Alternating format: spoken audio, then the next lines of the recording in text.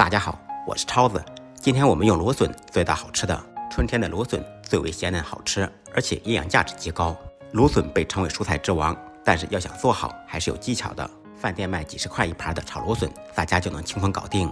首先，新鲜采摘的芦笋去掉老一点的根部，芦笋嫩不嫩，用手一掰就能知道。用手一掰，轻轻能掰动，就证明从这往上的部位都是最嫩的。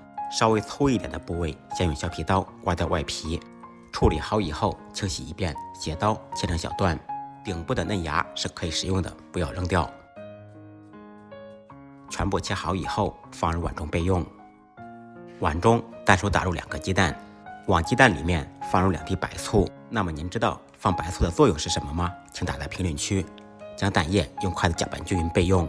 小料准备少许蒜片、葱花，切好以后放入碗中。起锅做水，放入1小勺盐，少许植物油。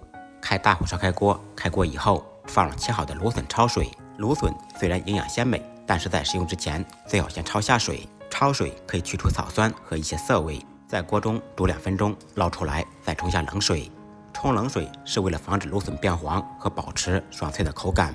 另起锅，锅烧热，锅热以后放少许油。油热以后倒入打好的蛋液。蛋液定型以后，用勺子轻轻地推，使蛋液受热均匀。把鸡蛋炒熟炒散以后怼成大块。炒好以后盛出来，控油备用。另起锅放入1点油，油热以后放入蒜片、葱花，爆出香味。小料爆香，迅速放入焯水的芦笋，简单翻炒扒拉2下。重点来了，沿着锅边淋入1点清水。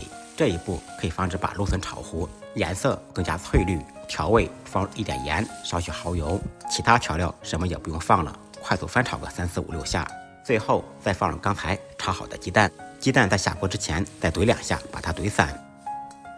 出锅之前淋少许葱油或者芝麻香油，翻炒均匀，起锅装盘。一道营养鲜美的芦笋炒鸡蛋就做好了。简单的家常菜，不一样的味道。如果您喜欢这道菜，可以点赞、转发、分享一下。再忙再累，记得按时吃饭。下期视频见，拜拜。